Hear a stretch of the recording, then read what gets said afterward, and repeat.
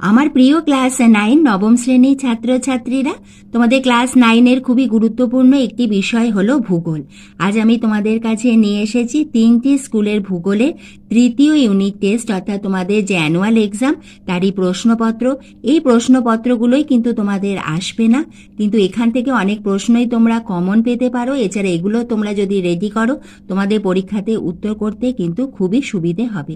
এর আগে আমি তোমাদের বাংলা এবং অঙ্ক দিয়ে দিয়েছি, আজ আমি দিচ্ছি তোমাদের ভূগোলে প্রশ্নপত্র। এইভাবে আমি তোমাদের প্রতিটি বিষয়েরই দিতে থাকবো। এরপরে তোমাদের ক্লাস 10-এরও first unit test, second unit test, তোমাদের টেস্ট এবং মাধ্যমিক 2026-এরও সাজেশন এবং গুরুত্বপূর্ণ প্রশ্ন উত্তর সবই পাবে এই চ্যানেল স্টাডি ফর এডুকেশনে।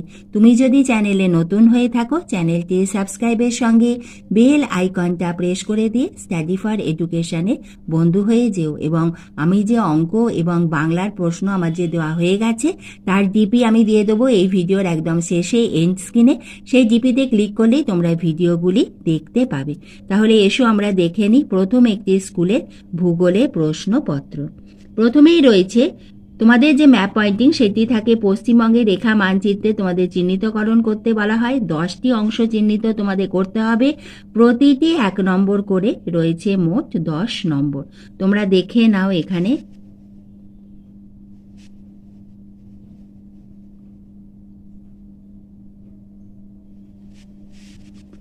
দুয়ের দাগে রয়েছে মোট 14টি MCQ। প্রশ্নগুলি তোমরা দেখে নাও। এর মধ্যে যেগুলি তোমাদের সিলেবাসের অন্তর্ভুক্ত তোমরা কিন্তু সেগুলোই রেডি করো, কারণ আমাদের প্রতিটি স্কুলের সিলেবাস কিন্তু এক নাও হতে পারে। তোমাদের সিলেবাসে যে অধ্যায়গুলি রয়েছে সেগুলোই তোমরা কিন্তু রেডি করো। প্রথমে দেখে নাও MCQ।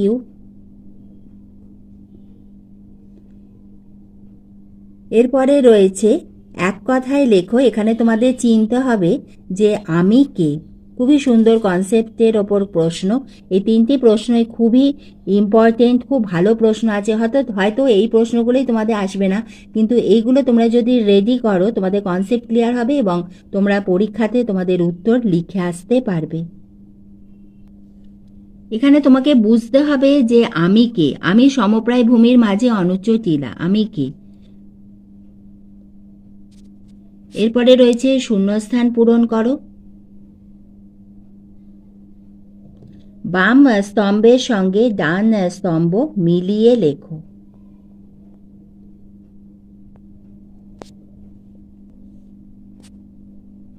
নিম্নলিখিত বাক্যগুলি শুদ্ধ হলে পাশে সু এবং অশুদ্ধ হলে পাশে অ লেখো।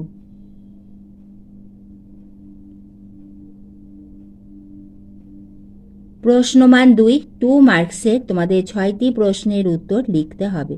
ভূগোলের ক্ষেত্রে কিন্তু আরেকটি খুবই গুরুত্বপূর্ণ বিষয় হলো আঁকা, চিত্র অঙ্কন। যে সকল প্রশ্নের ক্ষেত্রে তোমাদের আঁকা সম্ভব সেখানে অতি অবশ্যই কিন্তু এঁকে দিও। ডেকান ট্র্যাপ কি, খুবই গুরুত্বপূর্ণ। প্রত্যেকটা প্রশ্ন ইম্পর্টেন্ট, কিন্তু যেগুলি তোমাদের সিলেবাসে রয়েছে সেগুলোই রেডি করো। এরপরে দেখে নাও প্রশ্নমান 3 মার্কসের প্রশ্ন।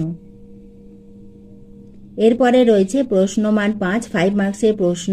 তোমাদের কিন্তু অঙ্ক থাকবে, অঙ্কটা দেখো এবং এর সঙ্গে অথবাতে আরেকটি অঙ্ক আছে, অথবার অঙ্কটাও দেখে নাও। এরপরে প্রশ্ন, চিত্রসহ পাত সংস্থান তত্ত্ব অনুযায়ী ভঙ্গিল পর্বতের উৎপত্তি বর্ণনা করো। এর সঙ্গে অথবাতে রয়েছে চিত্রসহ স্তূপ পর্বতের উৎপত্তি বর্ণনা করো।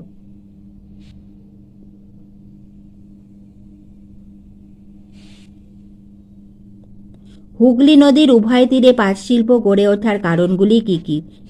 খুবই important, very very important questions.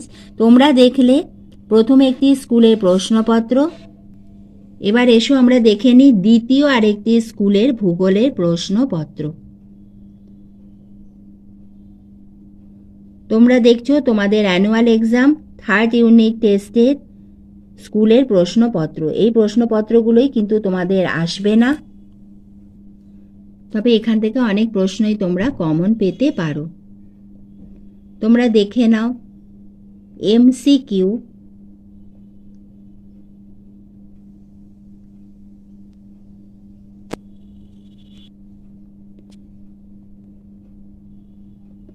জল বরফে পরিণত হলে আয়তনে প্রায় 9% বাড়ে। ভারতের প্রাচীনতম তৈল খনিটির নাম দিগবয়।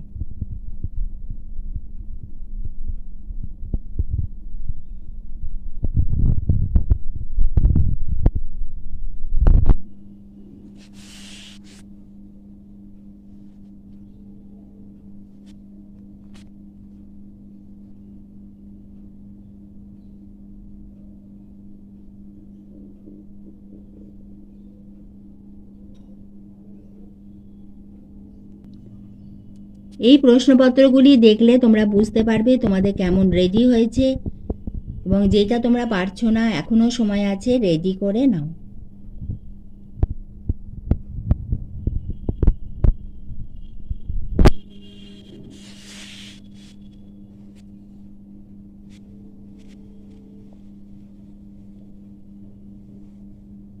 এখানেও রয়েছে আমি কে, এক কথায় লেখো। প্রশ্নগুলো খুবই সুন্দর।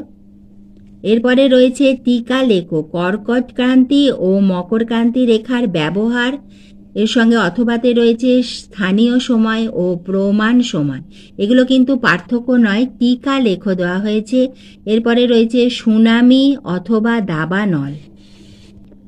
পার্থক্যগুলো দেখে নাও যেগুলো এসেছে। আবহবিকার ও ক্ষয়ীভবনের মধ্যে দুটি পার্থক্য উল্লেখ করো। অথবাতে রয়েছে লাভা মালভূমি ও ব্যবচ্ছিন্ন মালভূমির মধ্যে দুটি পার্থক্য লেখো।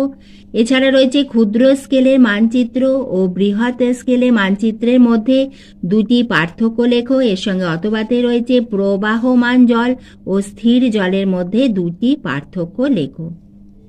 পরে প্রশ্ন ভৌগোলিক কারণ লেখো। সেগুলি তোমাদের কারণগুলো এখানে লিখতে হবে, দেওয়া রয়েছে। এরপরে রয়েছে প্রশ্নমান 3 মার্কসে দুটি প্রশ্ন। এরপরে দেখে নাও 5 মার্কসের প্রশ্ন। সেখানে প্রথম অঙ্কটি তোমরা দেখতে পাচ্ছ।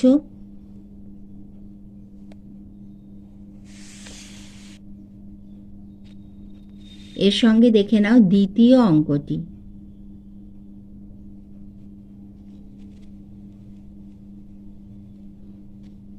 অপ্রচলিত শক্তি ব্যবহারের সুবিধাগুলি লেখো। ভারতের তাপবিদ্যুৎ কেন্দ্রগুলির বন্টন দেখাও। এর সঙ্গে অথবাতে রয়েছে জলবিদ্যুৎ শক্তি ব্যবহারগুলি উল্লেখ করো। ভারতে জলবিদ্যুৎ শক্তির বন্টন উল্লেখ করো। চিত্রসহ আগ্নেয় পর্বতের বৈশিষ্ট্য বর্ণনা করো। এর সঙ্গে অথবাতে রয়েছে চিত্রসহ ক্ষয়জাত পর্বতের উৎপত্তি ও বৈশিষ্ট্য বর্ণনা করো। পশ্চিমবঙ্গের স্বাভাবিক উদ্ভিদ সম্বন্ধে লেখো, অথবা পশ্চিমবঙ্গের সমভূমি অঞ্চলের অবস্থান ও ভূপ্রকৃতি সম্বন্ধে আলোচনা করো। এবার এসো আমরা তৃতীয় আরেকটি স্কুলের ভূগোলের প্রশ্নপত্র দেখে নিই। এই প্রশ্নপত্রগুলোই কিন্তু তোমাদের আসবে না, এর থেকে অনেক প্রশ্নই তোমরা কমন পাবে।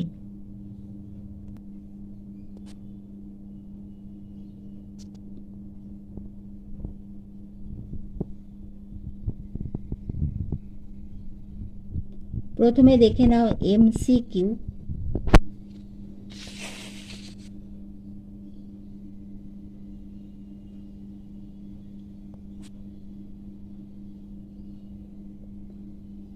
তিনের দাগে রয়েছে যুক্তিসহ বি জাতীয়টি পৃথক করো, অর্থাৎ যেটি অমিল সেটিকে তোমাদের পৃথক করতে হবে, অর্থাৎ লিখতে হবে।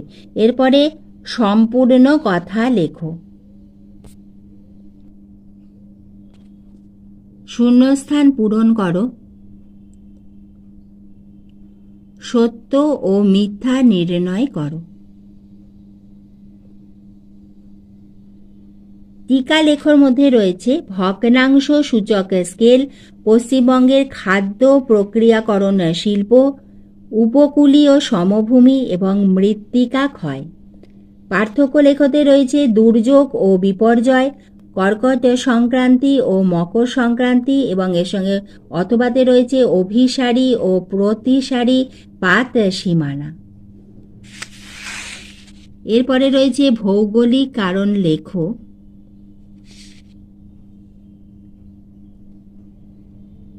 3 মার্কসের প্রশ্ন দেখে নিই। চিত্রসহ ক্ষয়জাত পর্বত সম্বন্ধে লেখো। এর সঙ্গে অথবাতে রয়েছে চিত্রসহ অক্ষাংশের ভিত্তিতে পৃথিবীর তাপমণ্ডল নির্ণয় করো। মেরু জ্যোতি সৃষ্টির কারণ লেখো। অথবাতে পৃথিবীর গোলীয় আকৃতির 3টি প্রমাণ দাও। এখানে অথবা রয়েছে, তোমরা কিন্তু প্রত্যেকটা প্রশ্নই রেডি করো, কারণ তোমাদের হয়তো এই প্রশ্নের সঙ্গে এই প্রশ্নটা অথবা নাও থাকতে পারে। অঙ্ক দেখে নাও। ভূগোলে কিন্তু অঙ্ক আসবেই।